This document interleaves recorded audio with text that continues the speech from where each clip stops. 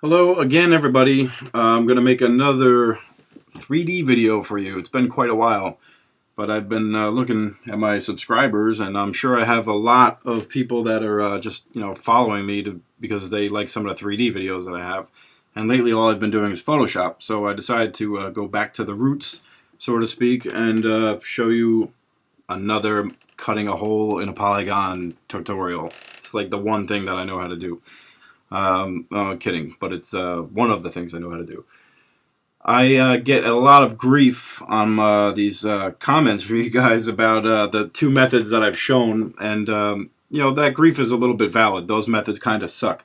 The booleans is kind of a cheater way to do it. It makes the geometry sloppy and uneditable. Really, it's kind of screwed up.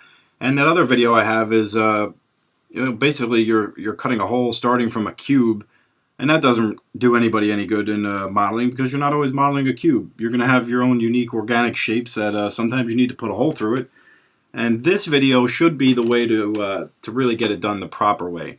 I'm going to start with nothing, and I'm going to show you how to build it up from a plane. But I will also show you how to do it on something that already has some pre-made geometry, like maybe a cylinder. So let's just get started, and you can follow along. We'll go up to Create Polygon Primitives, Plane. Just going to drag one out of my grid here, and I'm going to set it up to 0, 0, 0 to get it in the center. And I'm going to change this gray color with my hypershade. So I'm going to Window, Rendering Editors, Hypershade. I'm going to take this blue Lambert that I got, drag it on there, and get started. Now this plane is looking a bit plain, so to speak, so we need to go to the inputs. We're going to change the subdivision's width and the subdivision's height from 1 to 4 and 4. And maybe I'm just going to scale this up a little bit. This plane looks a little too small.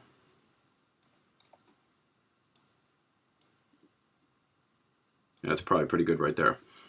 So to do this, we need to create a NURBS primitive circle. I'm going to drag it out like so. Now this is a method that I use when I'm doing 3D Studio Max. That's where I learned how to do it, and just kind of transferring it over to Maya. It's a little bit harder in Maya. 3D Studio Max makes it easier with some of the functions that they have, but it can be done in Maya. So this is where I learned how to do it. I'm going to take this spline shape that I just created, and I'm going to go to its inputs. And we're going to, again, first go up to translate and set this to 0, 0, 0, because I want this right in the center. Alright, now I'm going to go and change my degree from cubic to linear, and the sections from 4 to 8. This shape here is going to be your circle.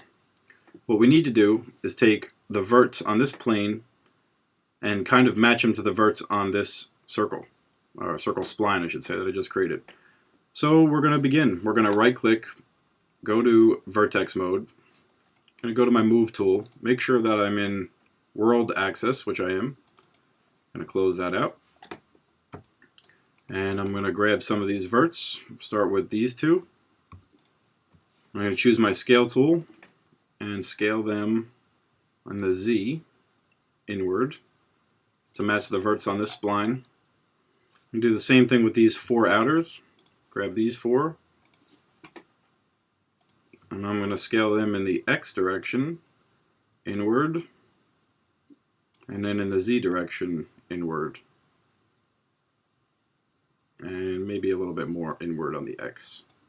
I'm going to grab these 2, do the same thing, scale them on the in the X direction, and I'd say that's pretty good right there. Maybe do these top ones and the bottom one, maybe bring that in a little bit more. Like so. And that is exactly the shape that I'm trying to get. The key to drawing out these circles on these polygons is to make sure that you have these supporting edges running off it, just basically to hold this shape, which in this case, because of the amount of segments that I had on my plane to begin with, it works out perfect. You may not have that when you're creating this geometry or these edges on some unique organic shapes, but you can always draw them in there with the cut tool and create your own supporting edges. Just don't ever create any triangles. It's the big no-no in Maya. That's, well, maybe on a flat surface it's okay, but when you add some dimension to it, Maya doesn't like that. So this should be perfect for what we're doing. We're going to grab these faces like so. And I'm going to go up to Edit Mesh, Extrude, except I'm going to go to my option box.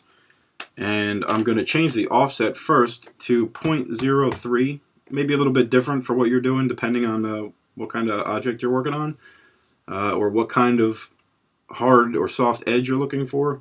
But that'll just vary. 0.03 is kind of a good starting point. I'm going to hit Apply, and it gave it a nice inner supporting edge. And now we're going to close this, and I'm going to delete these, and I'm going to show you by hitting 3 on my keyboard, I got a nice circular shape, but it really doesn't look like much because there's no depth to this whatsoever. So I'm going to hit my 1 key again on my keyboard to go back to my normal standard mode here, and I'm going to add some depth to this. Grab all the faces. I'm going to do the same thing, Edit Mesh Extrude, except I'm going to set my offset back to 0. And I'm going to hit Apply and grab my manipulator down here, extrude up a little bit. Then I'm just going to hit Apply again, or G on your keyboard if you want to repeat the process. Extrude up a lot and apply one more time and give it a nice little support edge here. And go to my object mode. And now if I hit 3 on my keyboard, I get this nice circular hole. It's actually almost a perfect circle, and it's because of that guide, that spline guide, that looks so nice.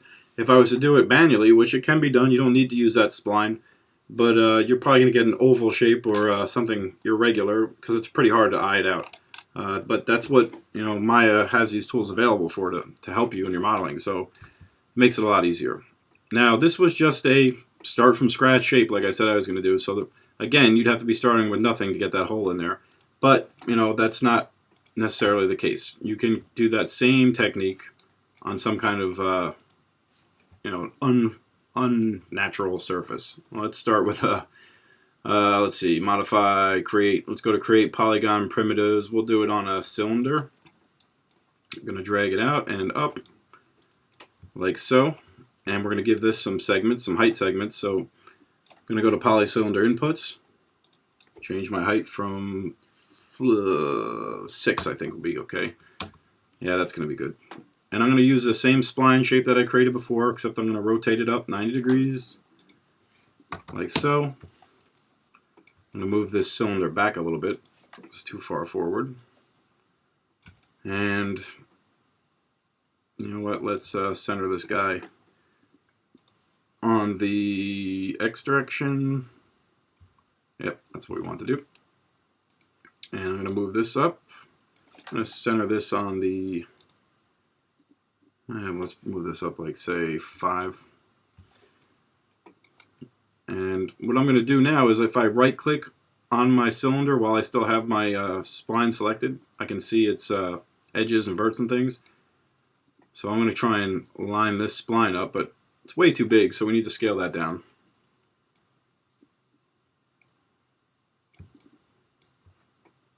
And let's move it down a little bit. Actually, you know what? Let's go into our front view, get a better idea for where things are. Kind of line this up here with these points. Line it up to your edge, like so. And it should be pretty good. And now we shall begin the same process, except this time we need to do it with the Move tool, and we need to change some settings in the Move tool. So by double-clicking it, you'll get your settings, your options box. Depending on the version of Maya, it may appear over on this side of the screen. But what we want to do is change World Mode to Normal Mode. Now what that enables us to do is move some verts around on this cylinder without changing its overall shape. These verts are going to move along the edges instead of actually moving in 3 dimension. So we're going to grab these verts here. I think we're going to grab those verts here. Now you know what we're going to grab. Yeah, we're going to grab these verts here. Zoom in a little bit, and we're going to move this down and over and line it up with this vertex point on this spline. Same thing on this. Now remember, just use your up and left or right manipulator. You don't want to grab by the center here because you're going to start moving stuff all over, and that's going to screw up the shape of this cylinder. So make sure you're just using your manipulator bars. We're going to go down and over, like so. And we're going to move these guys over. Oop, if I can grab it. I should have increased my manipulator size here. It's too small, but for now, I'll just suffer.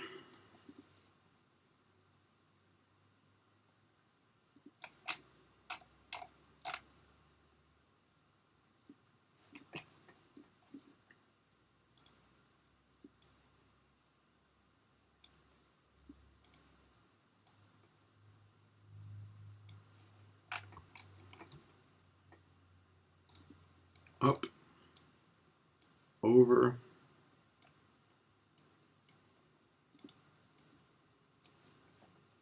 and up, and up, and over. Okay, now that looks pretty crazy. 1, 2, 3, 4, 5-sided here. But this should still be okay, I think. Something doesn't look too good on that.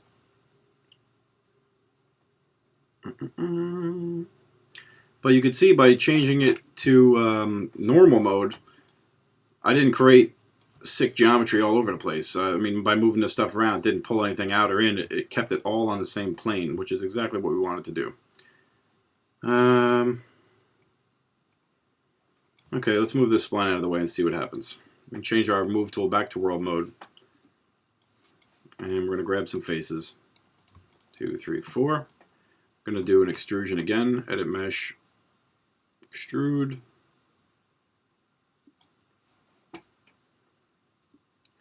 Do a 0.04, say.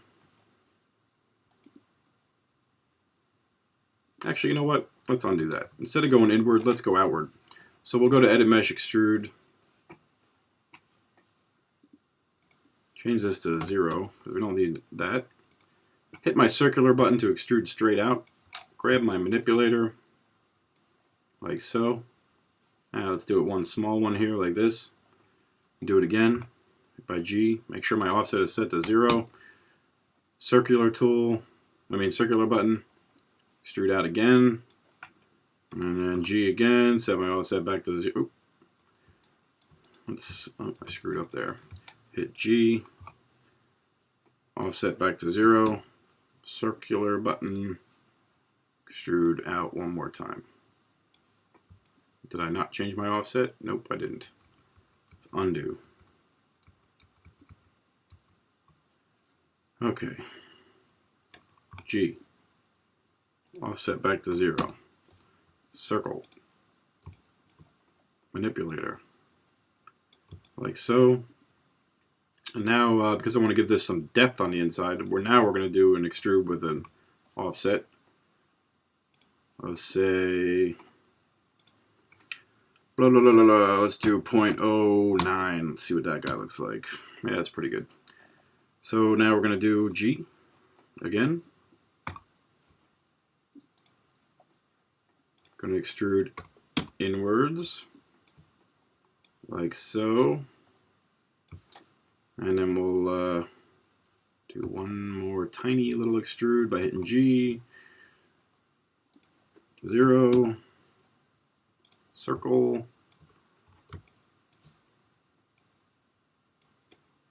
Like that. And now delete. And let's see what happens when we smooth this guy. That's actually pretty perfect. That's exactly what I was going for. Now it would have looked pretty good if I was going internally as well. And that shows you how you can get a nice circular shape outside of a polygon, a cylinder in this case, but it would work on anything. Now obviously my extrude's kind of, the way this is shaped, because it's not perfectly flat, you get this kind of bend in there. And now if this was 3D Studio Max, they have something called Make Planar, which would just flatten this out. But it takes a little bit more work in Maya. If anybody actually knows how to do that, I would be interested to know. You know what, let's first delete this edge. Let's make this easy. Go to Edit Mesh, delete Edge, Vertex. Now let's flatten this guy somehow. So we'll grab all those verts, and let's see what happens if we go this direction. I'm going to eyeball this out.